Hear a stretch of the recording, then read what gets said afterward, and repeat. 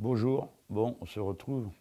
La dernière rencontre, elle a été drôlement profitable parce que je plaidais pour que tout le monde aille s'inscrire sur les listes électorales et je dois dire que je suis bien content du résultat.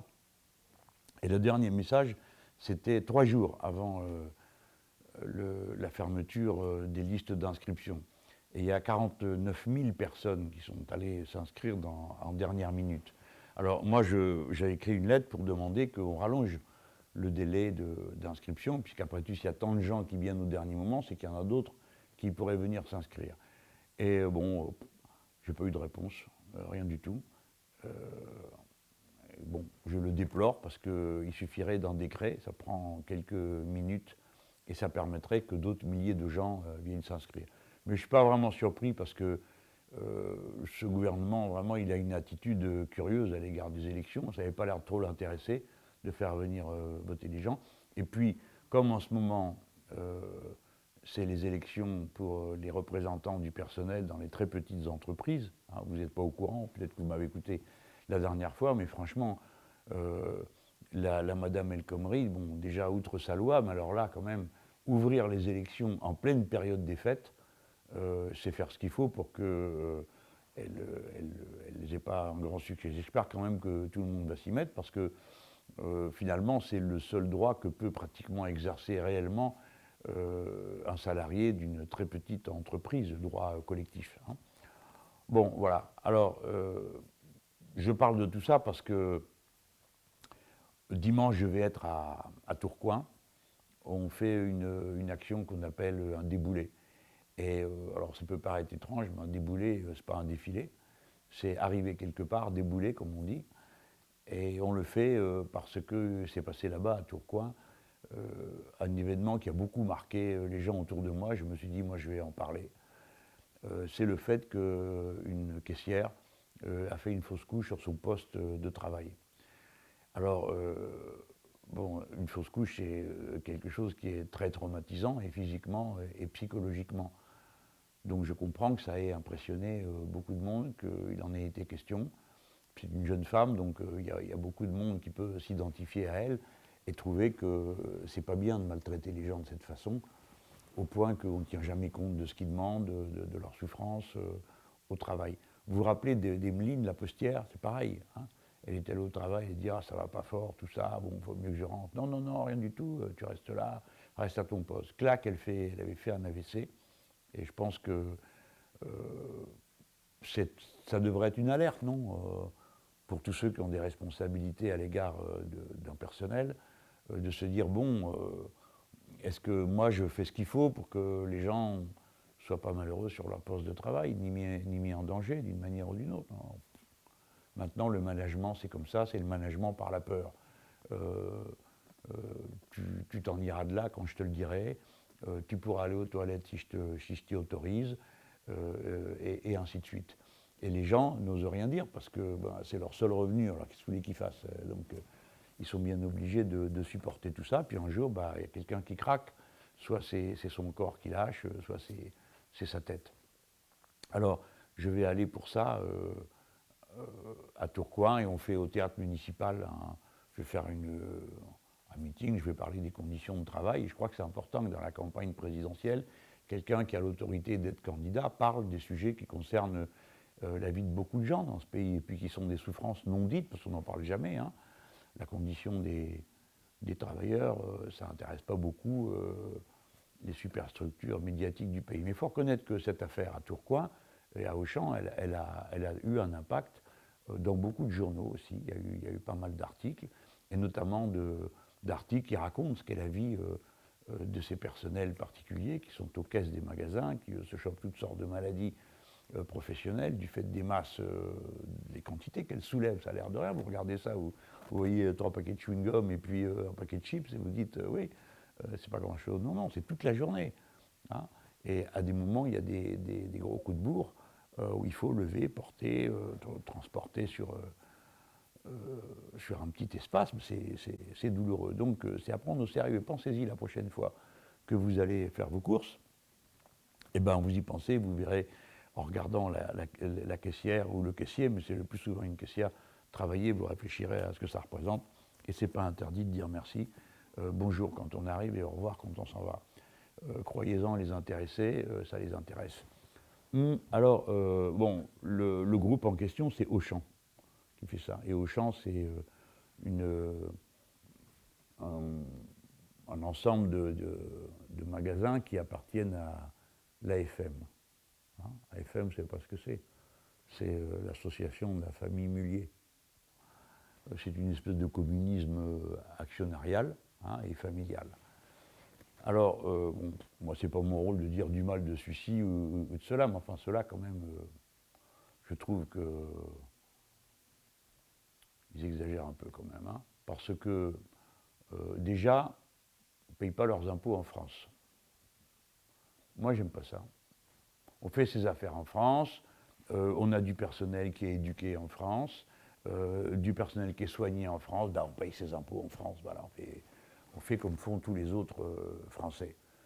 Alors on me dit, mais ça, tu n'y peux rien, maintenant ils ont déclaré leur foyer fiscal en Belgique. Mais j'ai bien vu qu'ils étaient en Belgique, juste à la frontière. Hein. Et dans mes notes, là, il y a ce qu'ils payent. Ben, ça ne fait pas beaucoup, vraiment pas beaucoup. Mais alors, il faut dire les choses comme elles sont. Hein. Ils ont déjà eu une perquisition, là en mai dernier, parce que il semble que le fisc français n'est pas tout à fait d'accord avec la manière avec laquelle sont déclarés les bénéfices des différentes composantes de cette AFM. Hein. Mais bon, c'est déjà des ennuis pour cette famille. Et puis il y a un autre ennui qui s'annonce à l'horizon, c'est moi. Parce que si je suis élu, vous pouvez aller où vous voulez, au fin fond de la Patagonie ou dans un recoin de la Mongolie, de toute façon, j'y serai. Pourquoi? Parce que nous, on changera la législation sur l'impôt et on fera ce qu'on appelle l'impôt universel, qui est plus joli que l'impôt différentiel. Ça consiste en ceci, où que vous soyez, ben vous payez l'impôt que vous devez aux gens qui vous accueillent, le pays dans lequel vous êtes, mais la déclaration, vous l'envoyez aussi au fisc français. Et le fisc français, il compare entre ce que vous avez donné à l'étranger et ce que vous auriez donné si vous étiez en France. Et la différence, vous la payez au fisc français. Alors, pourquoi ça? D'abord, où j'ai trouvé l'idée, c'est les Américains qui font ça. Vous ne pourrez pas dire que c'est une invention de gauchistes échevelés. Hein. Mais les Nord-Américains, j'aime mieux vous dire qu'ils ne rigolent pas avec cette histoire. Hein. Ils téléphonent dans tous les pays, ils font des interventions pour vérifier si parmi les clients d'une banque, il y a des gens, écoutez bien ça, qui ont un soupçon d'américanitude. Hein. Comment je le sais? Ben justement parce que les gens que je fréquente, moi, c'est ceux qui font le boulot, pas ceux qui donnent des ordres. Et donc, c'est des gens dans les banques qui m'ont raconté comment ça se passe. Car les États-Unis d'Amérique ne veulent pas en lâcher une bouchée. Ils ont bien raison. Et bien moi, je ferai exactement pareil. Et je connais le système, ce système-là, qui consiste à déclarer, payer ce qu'on doit à un endroit, envoyer la déclaration au fisc qui calcule si vous ne lui devez pas encore quelque chose. Vous le savez, comment je le sais? Eh bien, c'est simple, je suis député européen. C'est exactement ce qui m'arrive. Et je trouve ça très bien. C'est-à-dire que d'abord, je déclare mon indemnité à l'Europe, qui prend un impôt dessus, et ensuite, avec les documents que j'ai, je signale tout ça au fisc français, et hop, il recalcule ce que je lui devrais, si j'étais contribuable plein pot en France. Et je trouve ça très bien. Voilà. Et je n'ai pas fini. Et ceux qui ne veulent pas payer leurs impôts en France, et je ne sais pas quelle combine ils pourront trouver dans l'avenir, à mon avis, il n'y en aura plus. Mais je les préviens d'une chose, moi je ne suis pas d'accord pour qu'on soit citoyen français, qu'on paye ses impôts à l'étranger et qu'on exerce des mandats sociaux en France. Alors ça aussi, ça ne va pas être possible. Bon, tout le monde va rester calme, on va appliquer l'impôt universel, et comme ça, la famille Mullier va pouvoir repasser la frontière dans l'autre sens et habiter dans son pays, sauf naturellement si elle veut habiter en Belgique parce qu'elle a une jolie maison, que ça se trouve qu'ils aiment mieux le paysage, ou qu'ils sont plus loin d'une route. Parce que quand vous êtes trop proche d'une route, j'ai lu dans le journal aujourd'hui que ça augmente la possibilité de cas de démence. Eh bien oui, c'est comme ça, à cause de tout ce que vous respirez. Bon, c'est une demi-plaisanterie pour terminer sur ce sujet. Ce que je veux dire, c'est qu'il est temps qu'après 15 ans pendant lesquels on a absolument passé tous leurs caprices aux milliardaires de toutes sortes et aux grands actionnaires du CAC 40, ça fait 15 ans que ça dure. Et le résultat, on l'a sous les yeux. En effet, il y a plus de millionnaires. Et ceux qui étaient riches sont devenus encore plus riches. Mais il y a de plus en plus de pauvres. Et vous le savez, c'est 9 millions de pauvres dans notre pays. Et chez les Allemands, qui paraît-il sont un modèle économique, social, blablabla, il y en a 13 millions. Et puis, en plus de la pauvreté, qui est le résultat d'un mode d'organisation de la production et de l'échange absolument barbare, puisque c'est l'accumulation se fait à un endroit et les autres n'ont rien. C'est de la barbarie. Hein. Mais c'est surtout que ça répand une souffrance au travail à tous les étages, partout, partout, partout. Il faut vite, avec le moins de monde possible, et il faut que ça rapporte le plus. Donc, moi, dans cette campagne de l'élection présidentielle, j'ai l'intention d'amener les thèmes qui concernent les salariés. Parce que j'en entends beaucoup, ils disent « Moi, je suis le candidat du travail, je vais vous parler du travail. » Va bosser. On va parler du travail, on peut parler du contenu du travail, au sens des qualifications que ça met en jeu. Mais il faut aussi penser à la personne humaine qui est au travail. Hein. Donc il faut aussi parler des êtres humains, et pas seulement faire du bruit avec sa bouche sur des thèmes très généraux, et d'autant plus faciles à traiter qu'ils sont très généraux. Bon, pour terminer, j'ai regardé dans ce qu'on m'a donné dans mes fiches, là, ce que faisait cette famille, qui possède Auchan et combien d'autres choses. C'est un grand groupe, c'est le 13e groupe de distribution mondial. Hein. Il y a beaucoup de Français dans la distribution dans le monde. Alors là, le groupe Mullier fait de très bonnes affaires en France. Il y a plus de 126 magasins en France, et puis ils font aussi des bonnes affaires avec la Russie. Hein. Hein, comme quoi, entre ce qu'ils écrivent dans leurs journaux et ce qu'ils font, c'est pas tout à fait pareil. Enfin, je dis ça pour leurs journaux parce que ce qui m'est venu à l'esprit, en regardant les fiches, c'est que la famille possède une école de journalistes. Vous le croyez, un truc pareil? Eh bien oui, une école de journalistes, c'est une société qu'on peut posséder. Comme vous direz, je possède un cheval, ou je possède ma maison, ou je possède ma bicyclette, je possède mon école de journaliste. Alors ils possèdent une école de journalistes, et pas n'importe laquelle, la plus importante du pays. Ça me permet de dire au passage que toutes ces écoles de journalisme, bon, c'est bien sympathique, parce que ça produit le même objet hein, partout, c'est-à-dire le journaliste type, avec ces questions, vous vous étonnez pas après, qu'il pose toujours les mêmes questions partout, et que vous pouvez faire la réponse que vous voulez, et continuer avec la suivante qu'il a prévue dans sa tête. Bon, ça non plus, ça ne va pas durer. Hein. Clairement, si je suis élu, parmi les choses qu'il y aura à faire, il y a la réforme de ces écoles de journalistes. D'abord parce qu'il ne faudrait pas qu'il n'y ait de journalistes que les gens qui sont passés par les écoles. Hein. Ça vous étonne que je dise ça, mais moi j'ai connu une époque où un gars ou une fille qui faisait ceci ou cela, il pouvait devenir journaliste et il amenait dans les équipes, sur le plan humain, quelque chose qui faisait que c'était pas tous, tu vois, le même poisson pané, même forme, même format, même boîte. Hein. Mais ceux qui vont à l'école, il faudrait peut-être que le diplôme soit au moins aussi sérieux que les autres diplômes professionnels de notre pays. Parce que quand vous faites plombier ou vous faites zingueur, vous faites un CAP ou vous faites par exemple un bac pro chaudronnier, qui n'est pas le plus simple, parce que c'est calculer des objets au micron, dans certains cas, hein, qu'il faut fabriquer. Bon, ben, y a un référentiel, on vous dit pour faire ce métier et avoir ce titre, il faut savoir faire ci, ça. On fait la liste. Et ce n'est pas quelqu'un dans un bureau qui décide ça tout seul. Hein. C'est une commission dans laquelle il y a l'éducation nationale, il y a les syndicats ouvriers, il y a les représentants patronaux, c'est-à-dire des gens qui savent de quoi ils parlent. Alors, sauf un cas, les journalistes. Eux, ils vont aux écoles et ils ont des diplômes. Et qu'est-ce qui vous garantit la valeur des diplômes, hein, les gens? Qu'est-ce qui vous la garantit? Eh bien, le fait qu'il y a des gens qui viennent pour avoir le diplôme. Donc, celui qui se fait la meilleure pub et qui arrive à caser le plus possible de ses élèves dans des journaux, eh bien, il a la réputation d'être une bonne école. Hein, vous voyez à quoi ça tient? Voilà. Eh bien, c'est pas sérieux pour un métier qui est aussi indispensable au fonctionnement de la démocratie. Dans l'actu de la semaine, il y a toutes les conséquences de la situation en Syrie. Vous savez que pour moi, c'est pas facile de parler de ce sujet-là, parce que, quoi que je dise, à chaque fois, quelqu'un prend un bout, extrait une phrase, 3 mots,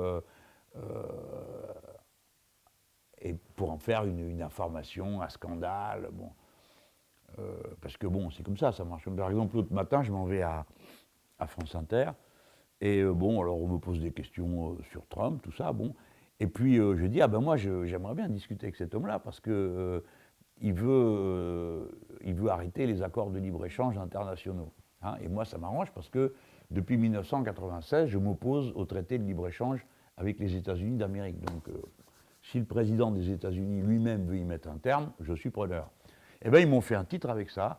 Je ne sais plus comment c'était tourné. J'aimerais beaucoup, je me réjouis de pouvoir discuter avec M. Trump. Ah, c'est vrai, le journalisme, c'est sérieux, quoi. Enfin bon, l'important, c'est cette histoire d'accord.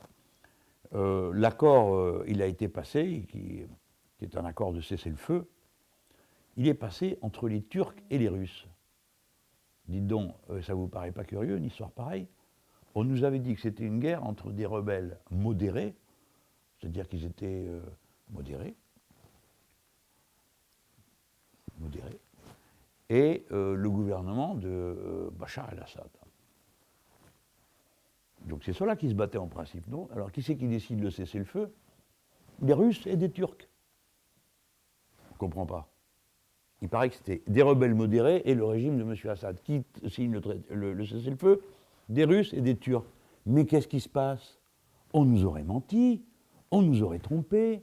Ce ne serait pas une guerre de rebelles modérés contre un gouvernement, ça ne serait pas une guerre de religion, tout ce qu'on nous a raconté, ça serait une guerre de puissance. Hein? Eh bien oui. Et c'est ce que je dis depuis le début. Et on aurait pu s'épargner des mois de guerre si on était parti de la réalité pour faire discuter les gens qui sont partie prenante dans cette histoire pour des raisons qui sont régionales, des raisons de puissance régionale, et pour des raisons d'accès aux matières premières stratégiques de notre époque que sont le gaz et le pétrole. Voilà. Au lieu de ça, on nous a vendu un feuilleton qui doit être, alors d'ailleurs, complètement incompréhensible par les gens qui essayent de suivre. Ils ne comprennent pas toute cette histoire. Comment ça se fait que ce soit ces deux-là qui signent le cessez-le-feu. Enfin bon, déjà, moi, je vais m'en réjouir. Cessez-le-feu, ça veut dire l'arrêt des bombardements, et il n'y a pas de bombardement propre, ça n'a jamais existé nulle part. Ni à Alep, ni à Mossoul, ni au Yémen, ni en France, quand les Américains ont bombardé pour déloger les Allemands sur les côtes françaises, le long du mur de l'Atlantique, a conduit à rayer plusieurs villes de la carte. Donc vous voyez, il n'y a jamais eu de bombardement propre et il n'y en aura pas.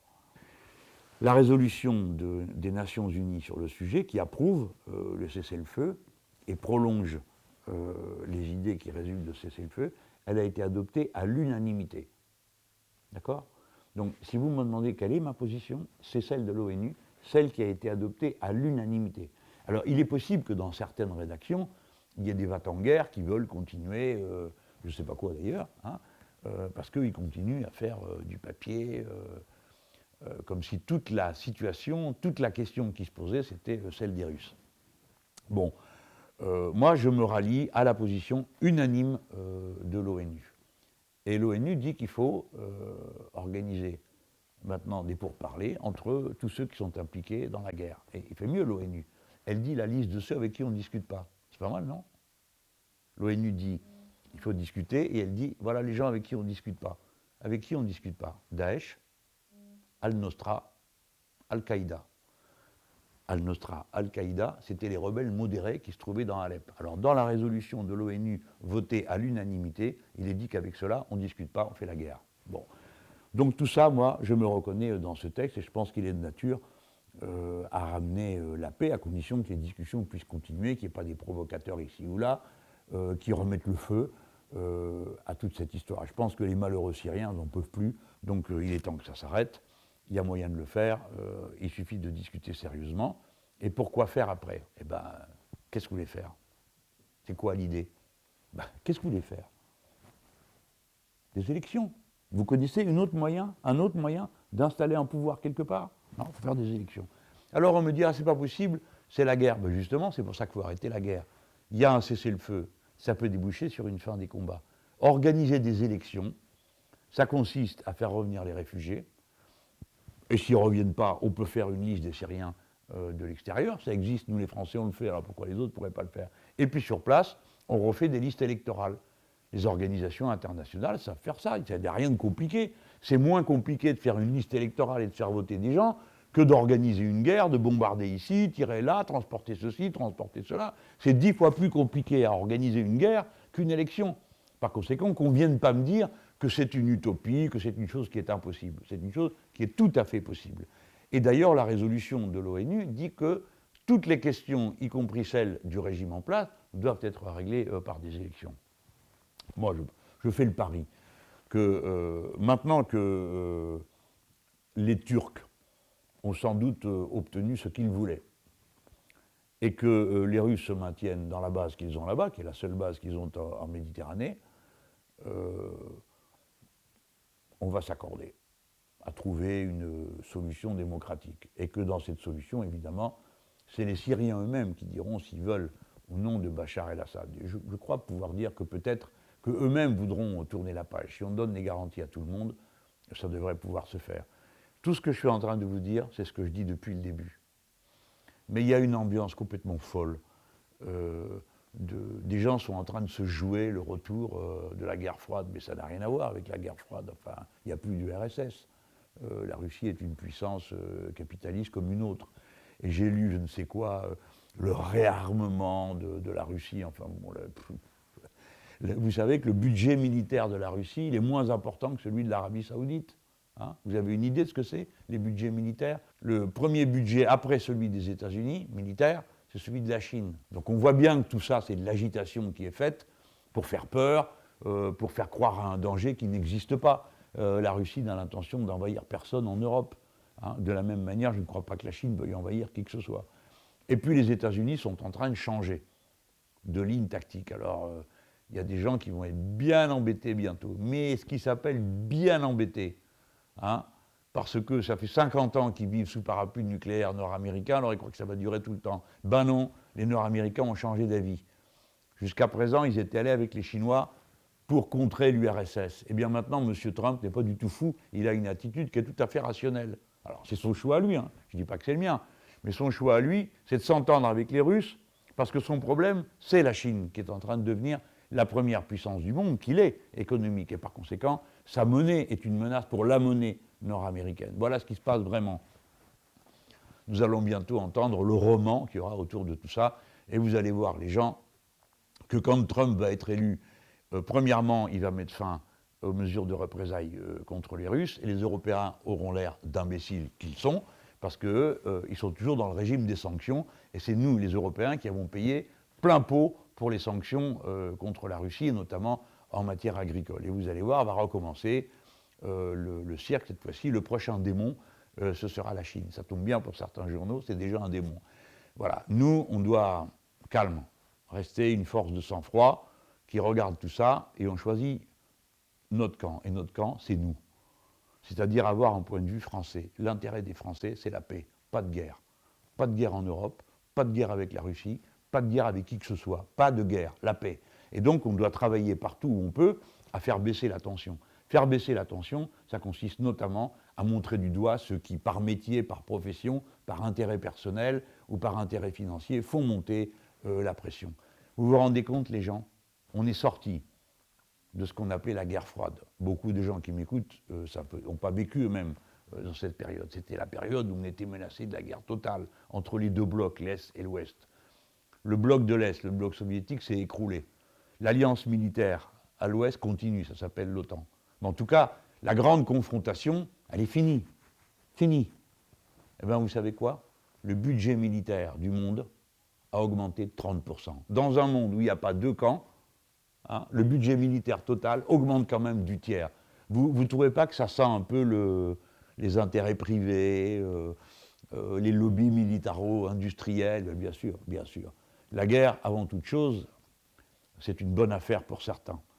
Et quand elle commence, la guerre, c'est une suite de crimes organisés. C'est rien d'autre. Il ne faut pas raconter d'histoire. Bon, alors les amis, j'ai un cadeau à vous montrer que j'ai reçu de YouTube. Parce que comme vous avez mis beaucoup de pouces bleus et qu'il y a beaucoup de gens qui sont abonnés, on est arrivé à 100 000. Hein. Maintenant, on est même plus loin, on est à 150 000. Et du coup, moi, j'ai eu droit à un cadeau de YouTube que je vous montre. C'est le trophée pour les 100 000. Alors bon, faute de goût de leur part, ils m'écrivent en anglais. Bon, donc par principe, je refuse de le lire. Mais je vois bien de quoi ça parle. C'est la récompense pour les 100 000. Alors moi j'ai dit, mais alors on est à 150 000, Donc dans 50 000, tant qu'on en reçoit un deuxième, non, pas du tout. On reçoit le cran suivant à 1 million. Là, je crois que la marche est un peu haute pour moi. Bon, alors on continue. Bien sûr, on va continuer à avoir des abonnés et des pouces bleus si vous voulez, parce que moi, ça aide ce que je suis en train de faire. Je vous annonce que je vais refaire une réponse foire aux questions, donc vous pouvez envoyer vos questions et je ferai un enregistrement de réponses. Et je vous remercie d'avance parce que ça a été très utile pour moi la dernière fois. Ça a bien marché parce qu'il y a eu plus de 300 000 vues, mais ça a permis de faire connaître des choses dont je ne pensais pas qu'elles posaient problème. Mais grâce à vos questions, je l'ai vu. Alors, moi, je mène ma bataille, vous le savez. Maintenant, on va entrer bientôt dans la période un peu chaud, où il fait un peu chaud dans la campagne présidentielle. Là, il n'y a plus que quelques semaines. Après, on va savoir qui est le candidat du PS, si quand même ils ont un candidat. Et puis, bon, la campagne va démarrer. Bon, là, nous avons atteint les 185 000 personnes qui appuient ma candidature. Je me bats parce que j'aimerais qu'on arrive assez rapidement à la mi-janvier à être 200 000. Parce que je trouve que c'est un chiffre rond et bon, ça donne du poids. Alors je sais que parmi ceux qui suivent cette chaîne, bon, il y a des gens qui viennent là parce que ça les intéresse, veulent connaître une analyse. Bon, voilà, c'est normal. Ils n'en demandent pas plus et je le comprends parfaitement. Mais il y en a qui partagent mon combat, mon idéal. Et bon, peut-être qu'ils n'ont pas pensé à aller signer sur le site JLM 2017. Ça me rendrait bien service que vous le fassiez. Du moment que vous êtes de mon bord, eh bien, je crois que ça donne du poids à la campagne et je vous en remercie d'avance.